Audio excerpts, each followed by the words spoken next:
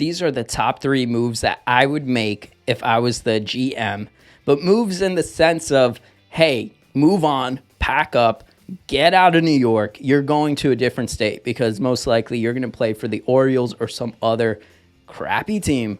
I mean, the Orioles are pretty good. I can't say Orioles. Maybe the Colorado Rockies. Go somewhere else that actually could value just your jersey and your name on your back, you know?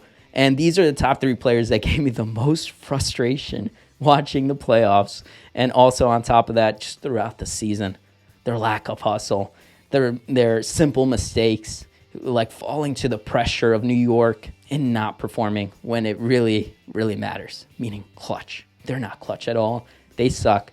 And I really do hope the Yankees trade them away, send them off their way, and hopefully do something about it. But again, it goes back to Brian Cashman. Hopefully Brian Cashman is gone because someone else will make these obvious moves that any one of us, I'm sure. I mean, you can let me know down in the comments below if you would make these moves.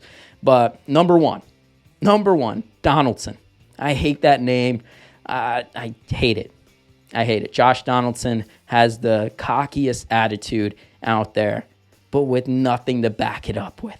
Nothing. You can't even hit some home runs to back it up. I would understand if you're hitting 30, 40 home runs and you have that attitude and you have that nice swing right there and you're just looking at it, walking.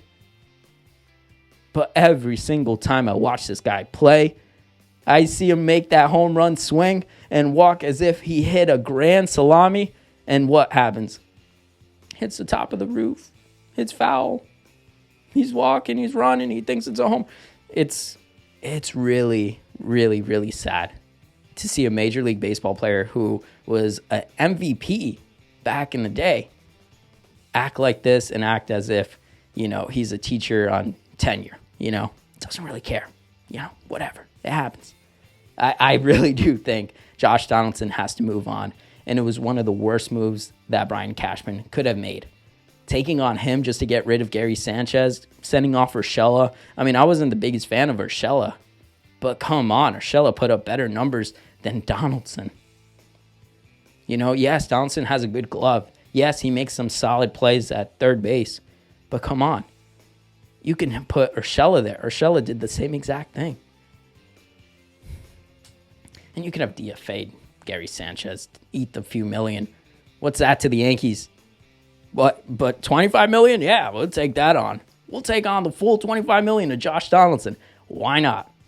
That makes a lot more sense, right? Brian Cashman, it makes no sense at all. And on top of that, yes, let's bring up that backup shortstop, the temporary shortstop we're holding the place for Volpe. And that's IKF, the unknown player that no one knew about.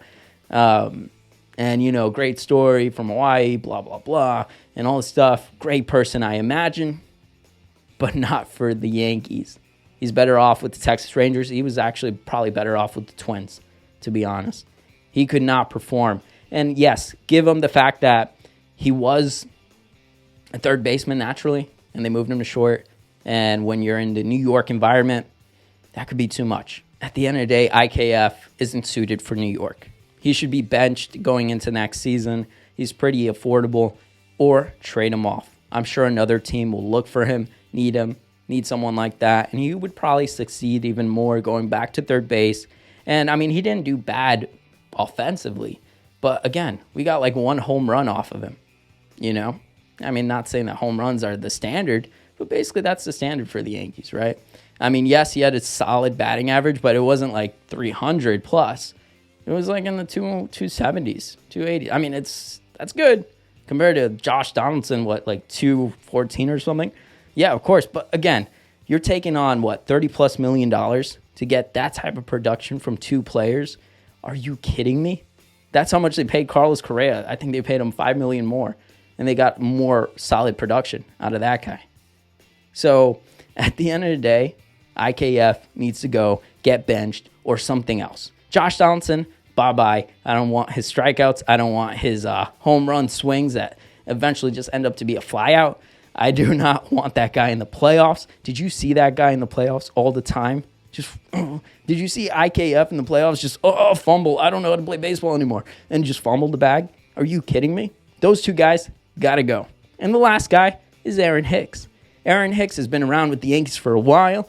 Brian Cashman thought, hey, we got a great one here. I'm going to have to steal this guy right now by giving him a contract, having him be the Yankees center fielder going forward. And bang, another horrible decision by Brian Cashman. This guy ended up being injured, sucking. Yes, he had some solid clutch Yankee moments. But besides that, does the failing, the striking out, getting injured weigh out that one home run he had against, the Astros? If we don't win, it doesn't really count, right? So at the end of the day, Aaron Hicks has to go. Seeing him let me just run on over.